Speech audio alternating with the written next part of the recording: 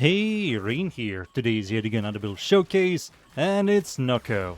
Today I'm going to show you two builds. The first one is going to be this one, with Shade Prime. You're going to go invisible, that's your survivability, and you're going to utilize Arcane Crepuscular. The second build is going to be Gateshroom Nokko. Instead of going invisible, we're going to shield gate constantly by spamming abilities, and this way we're going to survive, clear, sustain ourselves, and do damage. So, let us immediately start with the builds. Alright, the first build is going to be Invisashroom. Invisashroom, we're going to utilize Shade Prime. That's going to turn us invisible. With that, we can use Arcane Crepuscular. While invisible, you're going to get 30% ability strength and 3x final critical damage. His fourth ability can crit, so this is going to make his fourth ability, his main ability for damage, do a lot more damage. It's the strongest DPS increase arcane for Nokko's fourth ability. The second arcane, we're going to use Arcane Sculpture. So when you create an object, which we always will, with his first ability, second ability, and fourth ability, this is going to give us 175% ability efficiency. With this arcane and his second ability, energy economy for any situation, any game mode is completely fixed. You don't have to utilize a specific companion, you don't have to utilize Equilibrium or Prime Flow. You just have to put this arcane on and you're good to go. If you don't like this arcane, you can remove this for Multi-Augmented, but you have to remove this mod for Prime Flow. That's it. These are the arcanes. Now for the abilities. So I did remove his third ability. It's the most anti-synergy ability on his kit. It just makes you mortal, which is cool, but you can't shoot or use your abilities. It makes you completely useless. So this is gone for Rhinoraur. Rhinoraur is going to dip your damage a lot more for his fourth ability, and everybody is going to get in a massive AoE over 120% Rhinoraur buff, which is a massive damage increase. It's more synergy based than his old third ability. His old third ability is like nice to be immortal, but like I said, you're kind of useless. And we're going to be invisible, which is our main source of ability, which makes it better than his third ability.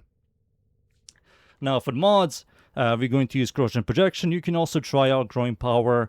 Both of them are absolutely fine, but Corrosion Projection is going to give you a little bit more damage. Cunning Drift, Stretch, Argon Reach, and Overextended for ability range. That makes his fourth ability bigger, better clear, better damage. His first ability, second ability, and third ability also massive. The rest of the mods we're going to use is Transient Fortitude, Blind Rage, Intensify, and Argon Secrets for ability strength. He does like ability strength. And one duration mod, Arcane Continuity. This is going to give us duration. You do need a little bit of duration. He kind of wants that. And not only that, abilities that inflict Toxin status effect. His fourth ability does inflict Toxin. This is also going to proc Corrosion. So that's going to make his fourth ability against armored enemies do more damage. And that's it. These are the mods, arcanes, here are the stats, abilities, and now it's time for me to show you Shade. Shade Prime, here it is the build. So you're going to use Ghost to go invisible. This is always nice to have to revive your companions faster. Animal Instinct and Vacuum. Everything else here is optional. It's all up to you. This is good on other Warframes, same with this. This helps. I'm going to show you my Tazikor build, and this can trigger on Shade. You will have Shade clones. They're going to seek out enemies, proc a bunch of status effects, help you do more damage. But yeah, these four mods are the most important ones. Now for the Tazikor build, here it is. This is the one I will recommend. You're going to proc Viral Stacks. That's going to make his fourth ability do more damage. Electricity helps with crowd control, same radiation, and this is going to help out with Exums enemies a little bit and shield enemies. Not a lot, but it helps. But yeah, now it's time for me to show you the Shards. For the Shards you will highly recommend for you to use. It's going to be 2 yellow for cast speed. You're always going to reposition, recast abilities, spam abilities, so this is a must-have. And triple emeralds for plus 45% more damage with the Toxin status effect. This is so much stronger than Crimson Shards, the ones that give you plus 50% ability strength. So if you're going to make your fourth ability do massive amount of damage, these are the Shards you're going to use. And now it's time for me to show you this build against Steel Path enemies. And we're in. I'm up against the Corrupted Enemies mod Survival Steel Path. I'm going to show you this build. The Invisashroom build. The gameplay is pretty simple. Like every other Nokko build, you're going to press your second ability twice at the start of the mission, get energy, and then spam abilities. We do have 2 mods for shield gating, which can help. But most of the time, you're going to heavily rely on invisibility, which is very consistent. You just have to be near enemies. You're going to start tossing your fourth ability that's going to bounce around and kill enemies for you. If you want to camp, you can easily do that. Nokko is a really good camper. You just spam your second ability and first ability. Recast Rhino Roar. Rhino Roar buff is 133%. It's huge. It's ridiculously massive. You're going to constantly see yellow, orange, and red crits doing millions of damage. If something survives an initial hit, the Toxin proc is going to just annihilate anything. He's very good against Corpus and Infested. Against armored enemies, also very good, but those guys are very tanky against Toxin status effects. In general, gameplay loop is always going to be like this. Any content you do with Nokko is always going to feel like this, and you're always going to see numbers. Invisible. Put me invisible, son. Come on. Thank you. 2.2 million damage right there. There we go. A little bit of gameplay. When the Acolyte spawns, he's going to die in like 2 hits from this thing. He's kind of resistant against the dot damage, but the initial hit is going to annihilate Acolytes.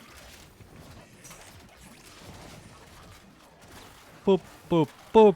Second ability over here, over there, and start spamming the fourth ability. There we go. Now for the second build. The second build is the Gateshroom. Gating shroom, get it? Shield gating. Not really. Instead of relying on shade to go invisible, we're going to shield gate. We have Brief, Kata Shields, and Argon Reach. We're always going to spam abilities, especially his fourth ability. We're going to clear, do damage, and shield gate to stay alive. That's it. These are the mods.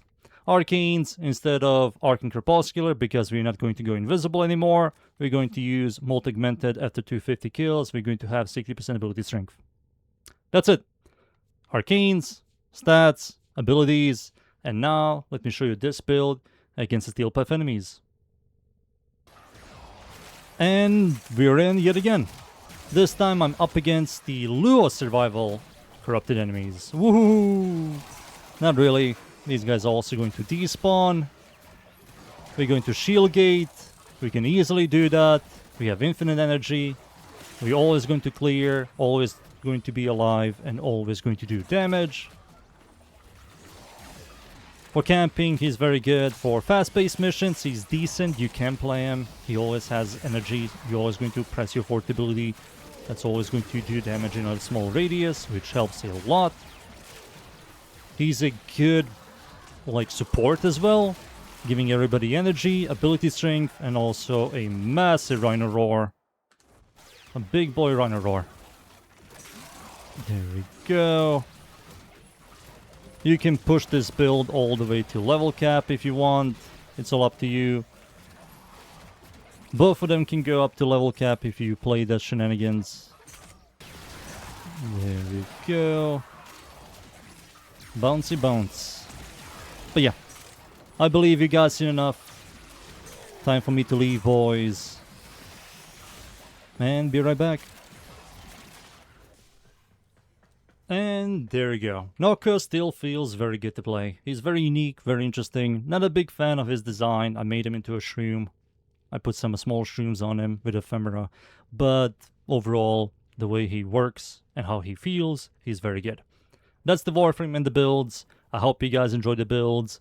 Leave a like and sub, and of course, see you all next time. Thank you. Goodbye.